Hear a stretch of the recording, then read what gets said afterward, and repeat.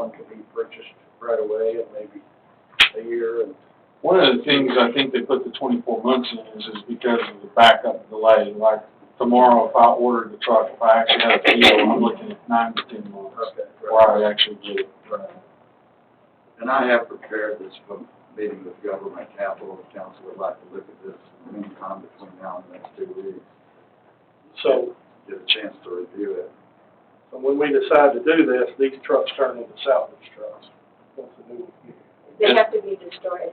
But what has to be, just the block? The block has to be a hole in the block, and we have to cut out a section of the frame.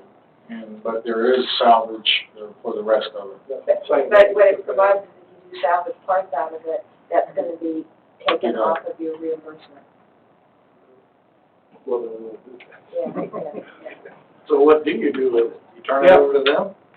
Who do we turn it over to? Or you sell it for scrap metal and take that off? There is special outlines. I don't have that with me. Because, I mean, there's stuff, rear ends, hydraulic cylinders, stuff that's still sellable. I don't know if it goes to the wrecking yard. There are lots of rules in this agreement that you're gonna need to follow. So one of the rules is if you make any money off what you sell, that comes up in reimbursement. Okay.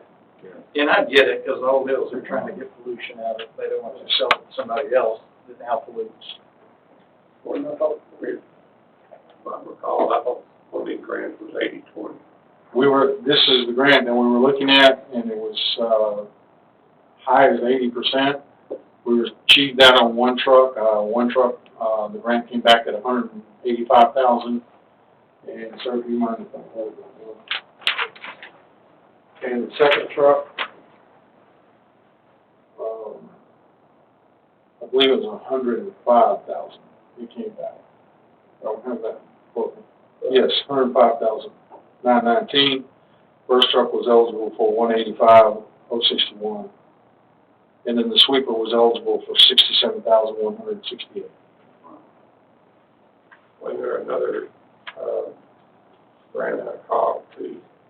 Yes, sir. There is a missions grant, another form, but they specifically want you to go CNG, which is natural gas or hybrid electric.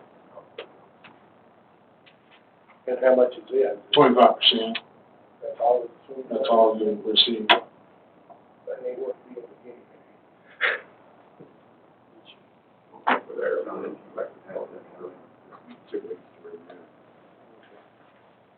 so just for the record, I don't see an email with this information either.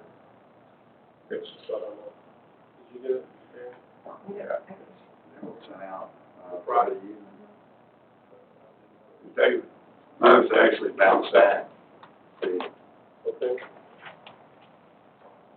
It's my city email address, so I don't know why. yeah, both of them, I tried them both, and both bounced back. Got your name at the top. Okay. I've got 1,000 other emails since then. That happens sometimes. Yeah.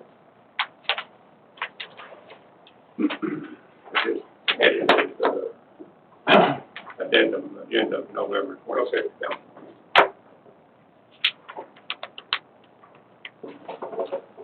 So what is the plan to pay for these? Plan to pay for them is Mr. Gregory just passed out his work as part of the team, working with financing options. And we're looking at that, and I'll let him speak to it, but I believe we don't have to make a payment until 1 year. Is that correct? 1 year.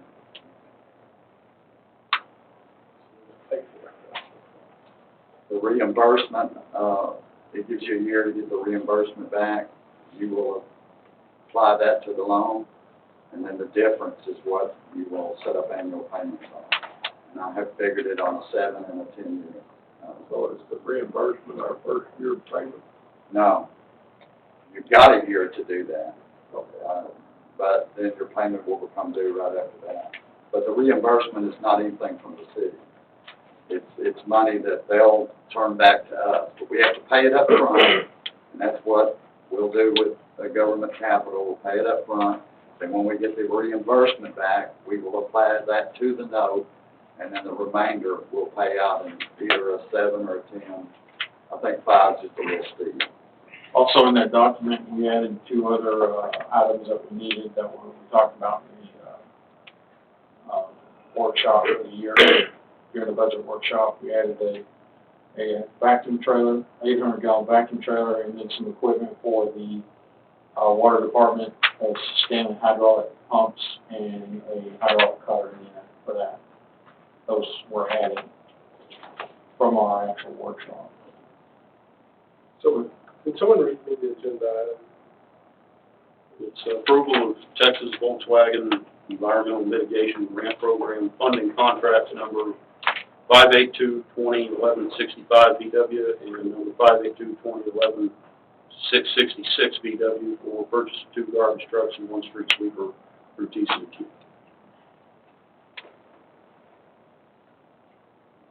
You're approving the funding. Well, I know, but now we're talking about this stuff, financing. That's not, Right, that's, yeah, that's where I'm headed. yeah. So which should be obviously a consent agenda item if we're doing that, right?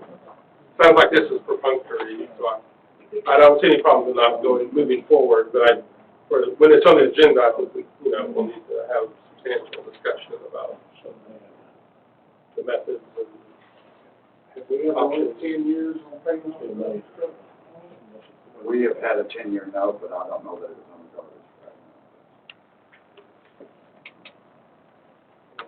now. Because we need to be looking at, revenue, future revenue sources. And in that packet I gave you, I showed you your 5-year plan with those figures included up for 7 and 10 years. But we're not in any pressure on the financing side. No, probably not. Yeah, okay. I'll make a motion to approve out of that.